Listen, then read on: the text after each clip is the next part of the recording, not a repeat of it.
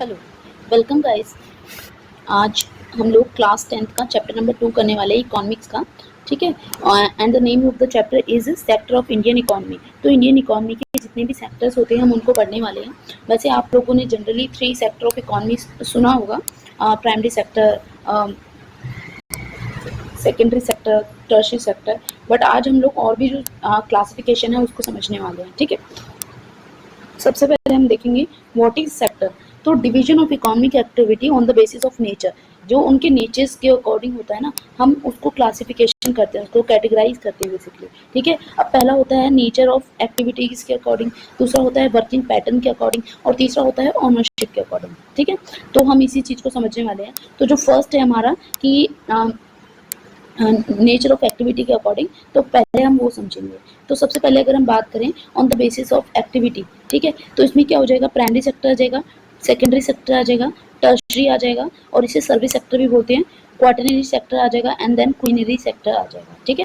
तो ये आपके 5 तरीके के एक तरह से हम इसको डिवाइड करते हैं। फिर on the basis of working condition के अकॉर्डिंग हम ऑर्गेनाइज सेक्टर बात करते हैं, अनऑर्गेनाइज सेक्टर के बारे में बात करते हैं। फिर अगर हम बेसिस ऑफ ओनरशिप बात करें तो पब्लिक सेक्टर होता है एक, और दूसरा होता है हमारा प्राइवेट सेक्टर। ठीक है। अब जो सबसे पहले हम on the basis of activity, ठीक है, ये हम समझेंगे कि किस तरीके से सेक्टर्स है। तो पहला हमारा प्राइमरी सेक्टर होता है। तो production of the goods by exploiting the natural resources. जब भी हम नेचर से जुड़ी हुई काम करते हैं, बेसिकली ऐसी चीज़ें करना जिसमें हम नेचर से डायरेक्ट कांटेक्ट में रहते हैं, तो वो हमारा प्राइमरी सेक्टर होता है। जैसे एग्रीकल्चर हो गया, फिशिंग हो गया, माइनिंग हो गया, फॉरेस्ट्री हो गया। ठीक है। तो ये सारे काम जो होते हैं वो आपके प्राइमरी सेक्टर में आ जाएंगे। उसके बाद अगर हम बात करें, इसको एग्रीकल्चर एंड रिलेटेड सेक्टर भी कहा जाता है, क्योंकि बेसिकली एग्रीकल्चर जो होता है, या फिर आपका एनिमल हस्बेंड्री हो गया, ठीक है, एनिमल रियरिंग हो गया, पोल्ट्री हो गया, ठीक है, तो ये सारा जो होता है ये कहीं ना कहीं एग्रीकल्चर से रिलेटेड होता है। सो दैट इज वाई इसे हम एग्रीकल्चर एंड रिलेटेड सेक्टर भी कहते हैं। इसमें एक्सट्रैक्शन ऑफ रॉ मटेरियल भी आ सकता है, यानी मिनरल्स को हम एक्सट्रैक्ट कर रहे हैं, या फिर हम मेटल, प्रीशियस और नॉन प्रीशियस, मतलब जो मेटल्स होते हैं उनको एक्सट्रैक्ट कर रहे हैं, वो सारी चीज़ें इसमें आ जाती हैं। फिर हम बात करते हैं सेकेंडरी सेक्टर के। तो इसका डिस्क्रिप्शन होता है कि processing raw material into finish good. तो जब भी आपके पास कोई रॉ मटेरियल है और आप उसको फिनिश गुड्स में कन्वर्ट कर रहे हैं, तो वो आपका होता है सेकेंडरी सेक्टर में। ठीक है। तो एग्जांपल क्या हो जाएगा, जैसे मैन्युफैक्चरिंग, कंस्ट्रक्शन वगैरह करना कुछ। ठीक है। अब जैसे इंडस्ट्री सेक्टर में एग्जांपल क्या हो सकता है, जैसे अगर हम बात करें जैसे जो कॉटन, जो कपड़ा मिल होती है, वहाँ पर क्या होता है कि जो कॉटन है उसको लेके आया गया और फिर उस कॉटन को मतलब कपड़े में कन्वर्ट किया गया। ठीक है। तो वो आपका क्या हो जाएगा, सेकेंडरी सेक्टर का एग्जांपल हो जाएगा। ठीक है। ऐसी manufacturing, utilities, electricity, gas, construction वगैरह, ये जो भी चीज़ें हैं ये आपकी सेकेंडरी सेक्टर में आता है। फिर हम टर्शियरी सेक्टर की बात करते हैं। टर्शियरी सेक्टर जो होता है हमारा सर्विस सेक्टर कहलाता है।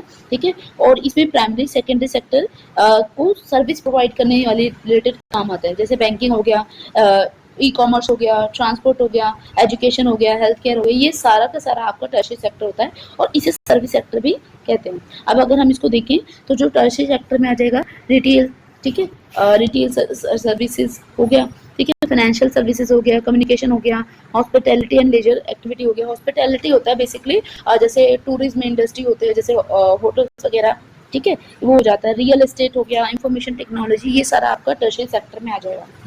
नाउ अब हम बात करेंगे क्वाटरनरी सेक्टर। तो ये 4 नंबर का सेक्टर होता है। इसमें वो चीज़ें आ जाती हैं जो सर्विस से रिलेटेड तो होती हैं, बट उसमें ना आपका कुछ थोड़ा सा एक्सेसिव अमाउंट ऑफ एजुकेशन या एक्सेसिव नॉलेज आपको रिक्वायर्ड होती है, एक्सेसिव स्किल्स रिक्वायर्ड होती है। जैसे एजुकेशन सेक्टर में और पब्लिक सेक्टर हो गया, या फिर आपका रिसर्च एंड डेवलपमेंट, ये वो वाले आपके सर्विसेज जो इसमें इंडल्ज होते हैं उनको हम क्वाटरनरी में क्लासीफाई करते हैं। ठीक है। यहाँ पर भी आपको एक डायग्राम दे रखा है। प्राइमरी सेक्टर हो जाएगा extract, process, produce and package raw material from the basic food from the earth. तो बेसिकली हम जो अर्थ से एक्सट्रैक्ट करते हैं डायरेक्टली, वो आपका प्राइमरी सेक्टर का पार्ट हो जाएगा। सेकेंडरी सेक्टर में आ जाएगा manufacture, process and construction, construct finish goods by transforming raw material into finish goods. ठीक है। तो रॉ मटेरियल को आपने फिनिश गुड्स में कन्वर्ट किया बाय द लाइक मशीन्स को यूज करके। ठीक है। तो वो हो जाएगा। फिर टर्शियरी सेक्टर होता है जिसे हम सर्विस सेक्टर कहते हैं। इसमें हमें क्या करना है कि general population and business to acquire use finish goods. तो बेसिकली हमारे जो सर्विस वगैरह जो मतलब नॉर्मल ई सर्विस होती है जिसके थ्रू हम सेकेंडरी सेक्टर की इवन हेल्प करते हैं, तो वो आपका इसमें आ जाता है। क्वाटरनरी सेक्टर में आ जाएगा कि knowledge and skills for complex processing and handling of the information and environment technology. जब भी हम कोई स्पेसिफिक स्किल्स की बात करते हैं जिसके लिए हमें कुछ खासा मतलब एक चीज चाहिए, तो वो हमारा क्वाटरनरी सेक्टर में आ जाएगा। और क्वीनरी सेक्टर में आ जाता है जैसे high level of economic and social decision making through responsible institution. जैसे कोई पर्टिकुलर पर्सन होते हैं जो अपनी फील्ड में बहुत एक्सेल कर जाते हैं, एक्स्ट्रा ऑर्डिनरी होते हैं, तो वो आपका क्वीनरी सेक्टर में आ जाएगा। जैसे न्यूक्लियर प्रोग्राम में किसी ने बहुत आगे नाम कमाया, जैसे होमी जहांगीर भाभा, तो अब आप उसको क्वीनरी सेक्टर में बोल सकते हो क्योंकि अपनी फील्ड में बहुत ही ज़्यादा काफ़ी इम्पोर्टेंट पर्सन बने और उन्होंने काफ़ी ज़्यादा नाम कमाया। ठीक है, तो ऐसा हो जाएगा। और ये जो क्वीनरी सेक्टर में होता है, ये डिसीजन मेकिंग में भी आपके रोल को प्ले करते हैं। ठीक है, ये भी चीज़ है। फिर independent, all sector are interlinked. तो जो भी सेक्टर्स होते हैं ना, वो एक दूसरे से इंटरलिंक्ड होते हैं, एक दूसरे पे डिपेंड करते हैं। और जैसे प्राइमरी सेक्टर जो होता है वो फर्टिलाइजर चाहिए होता है उसको, और फर्टिलाइजर कौन बनाता है? सेकेंडरी सेक्टर बनाता है। ठीक है, और उसको फर्टिलाइजर को ट्रांसपोर्ट करने के लिए टर्शियरी सेक्टर चाहिए। और इन दोनों में ही जो लोग हैं, जो काम कर रहे हैं, उनको एग्रीकल्चर से मिले हुए जो फूड ग्रेन्स हैं वो चाहिए अपने आप को सर्वाइव करवाने के लिए। ठीक है, तो बेसिकली सब लोग एक दूसरे पे इंटरडिपेंड करते हैं। ठीक है, अब अगर हम बात करें सेक्टर बेस्ड ऑन एम्प्लॉयमेंट, तो दो तरीके के आपके सेक्टर्स होते हैं। पहला होता है ऑर्गेनाइज सेक्टर, दूसरा होता है अनऑर्गेनाइज सेक्टर। तो ऑर्गेनाइज सेक्टर में क्या हो जाएगा, जिसमें इसे संगठित क्षेत्र भी बोला जाता है और इसे असंगठित बोला जाता है। तो संगठित में क्या हो जाएगा, enterprise register with the government. ऐसे एंटरप्राइजेस जहाँ पर जो रजिस्टर होते हैं विद द गवर्नमेंट, और यहाँ पर है ना आप प्रॉपरली सैलरी बेस्ड वर्कर होती है, आपका पीएफ वगैरह जो होता है वो भी करता है, आपको ग्रेचुटी और आपको रिटायरमेंट बेनिफिट वगैरह काफ़ी सारी चीज़ें आपको यहाँ पे अवेलेबल होती हैं। ठीक है, यहाँ पे आपको फिक्स वर्किंग आवर होते हैं, आपको प्रॉपर लाइक जो रूल्स एंड रेगुलेशंस होती हैं वो फॉलो होते हैं, रेगुलर सैलरी होती है इनकी। ठीक है, और यहाँ पे सोशल सिक्योरिटी बेनिफिट मिलते हैं, PF and insurance and all. ठीक है, एंड फॉलो लेबर लॉ। और अगर यहाँ पे कोई प्रॉब्लम होता है तो जो कंपनीज होती है उनको प्रॉपरली क्यों भी किया जा सकता है। ठीक है, तो बेसिकली ये ऑर्गेनाइज सेक्टर होता है। अनऑर्गेनाइज सेक्टर में हम जब बात करते हैं तो ये स्मॉल और scattered unit are not registered.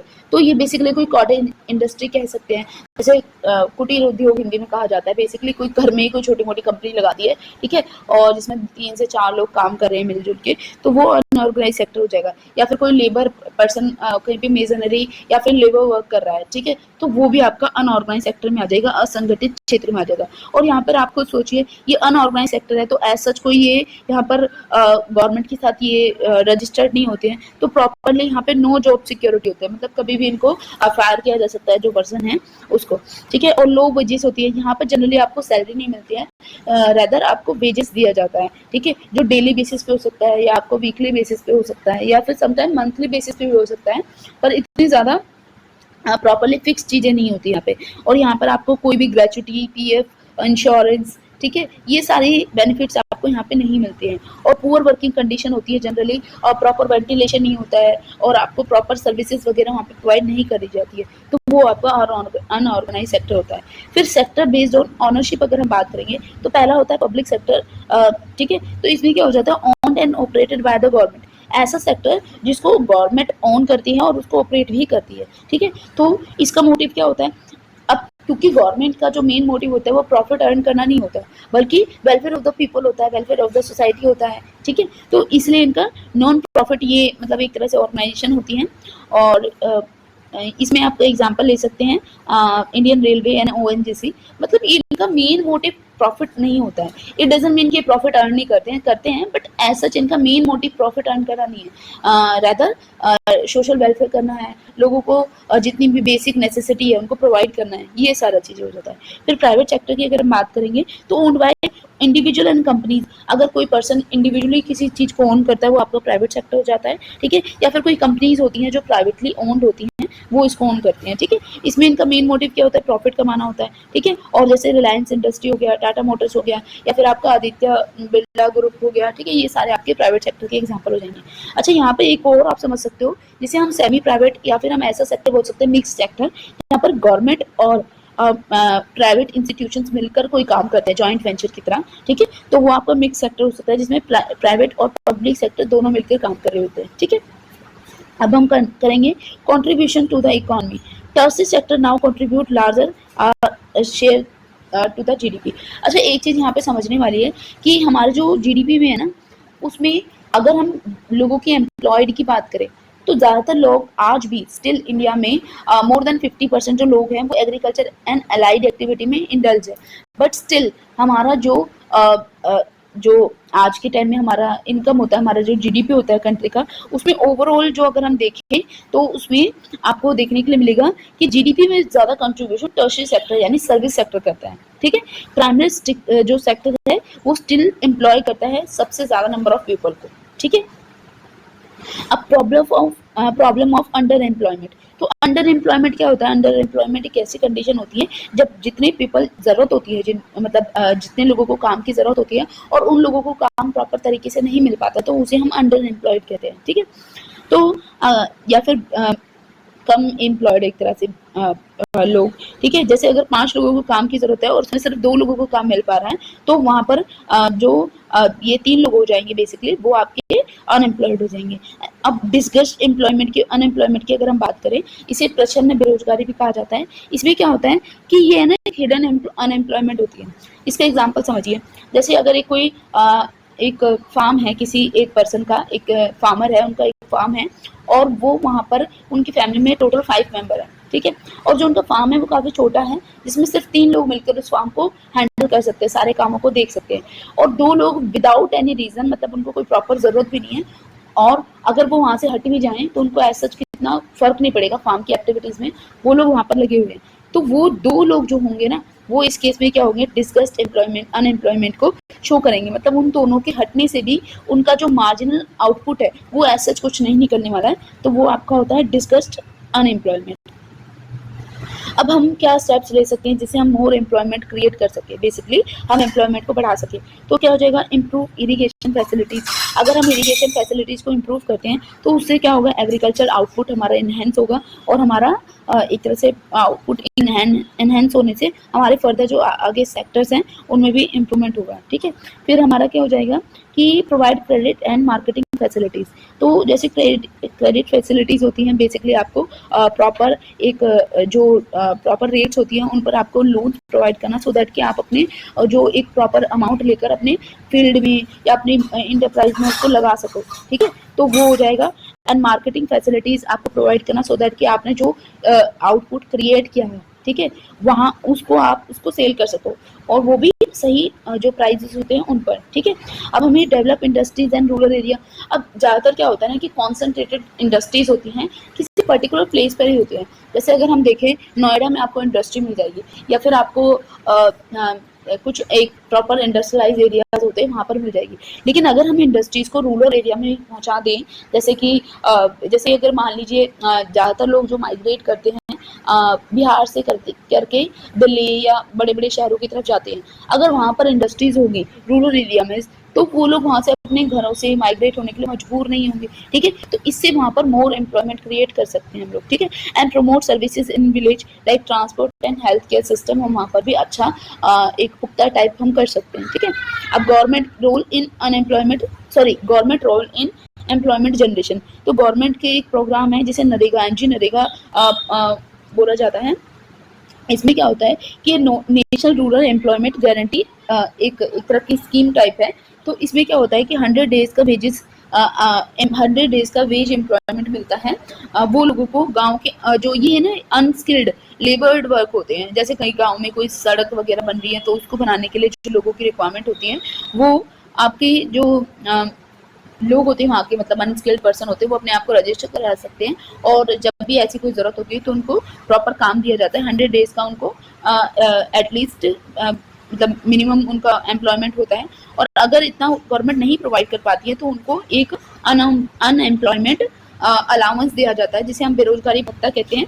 कि अगर इन 100 डेज को लिए वो इतना मतलब मिनिमम 100 डेज के लिए भी अगर वो काम नहीं दिला पा रहे हैं, उस केस में उनको एक बेरोजगारी भत्ता दिया जाएगा, सो दैट कि उनका फैमिली एक तरह से थोड़ी बहुत तो चल पाए। ठीक है, उसके बाद क्या हो जाता है? Important scheme and initiative. NG NREGA हम बात कर चुके हैं, रूरल एम्प्लॉयमेंट मतलब ये गारंटी स्कीम है। ठीक है। फिर हम पीडीएस की बात करते हैं, पब्लिक डिस्ट्रीब्यूशन सिस्टम।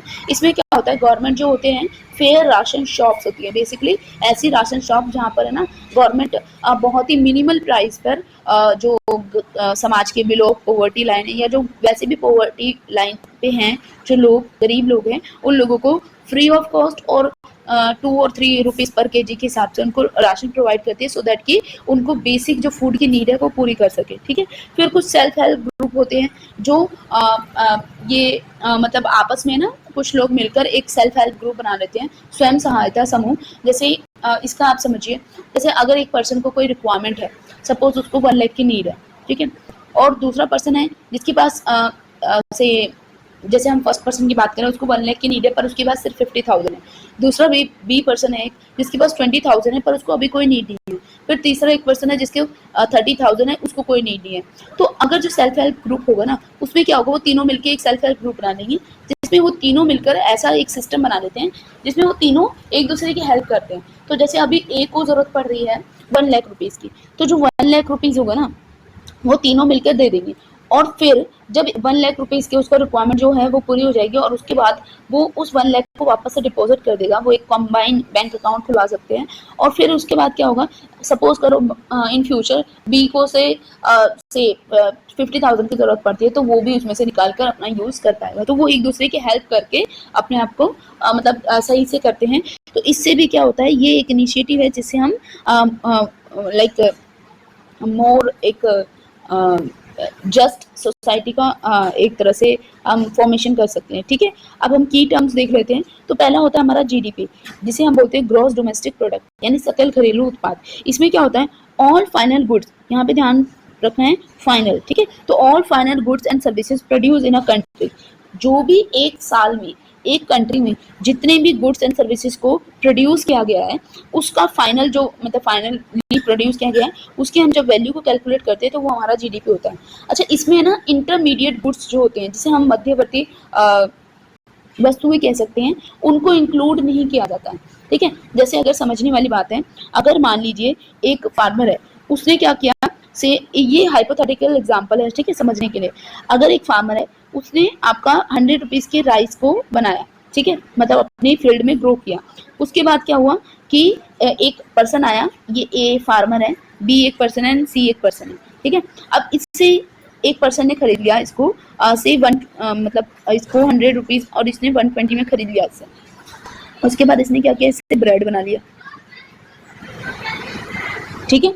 अब सी एक कंज्यूमर है, तो सी ने क्या किया, इस पे आपका से इसको 150 में खरीदा और उसको जाके कंज्यूम कर लिया, खा लिया। तो उस केस में क्या हो रहा है, आपको समझना है कि ए ने इसको 100 बनाया, फिर बी का 120 और सी का 150। अगर ये वाला केस हम लेके चलेंगे तो इस केस में यहाँ पे ना आप देखोगे कि डबल एक तरह से कैलकुलेशन हो जाएगी या ट्रिपल कैलकुलेशन हो जाएगी। यहाँ पे 100 भी है, 120 भी है और यहाँ पे 150 भी है। तो हम जीडीपी में सिर्फ जब इस चीज को हटाने के लिए हम क्या करते हैं ना, जो लास्ट वाला होता है, ठीक है, जब वो चीज कंज्यूम हो रही है, ठीक है, तब हम उसका मतलब ये फाइनल गुड्स एंड सर्विसेज है, इसकी वैल्यू को सिर्फ कैलकुलेट करते हैं, इनको कैलकुलेट नहीं करते हैं। तो यही होता है आपका फाइनल गुड्स एंड सर्विसेज को इंक्लूड करने का मतलब, ठीक है। आई थिंक आपको ये क्लियर हो गया होगा।